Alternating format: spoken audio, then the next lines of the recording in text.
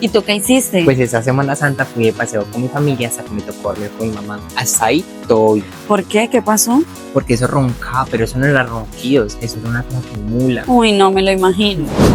Eso pasa más de lo que crees. Muchas personas duermen, pero no descansan bien. Cuando esto es frecuente, es importante hacer una valoración neurológica para entender qué está pasando.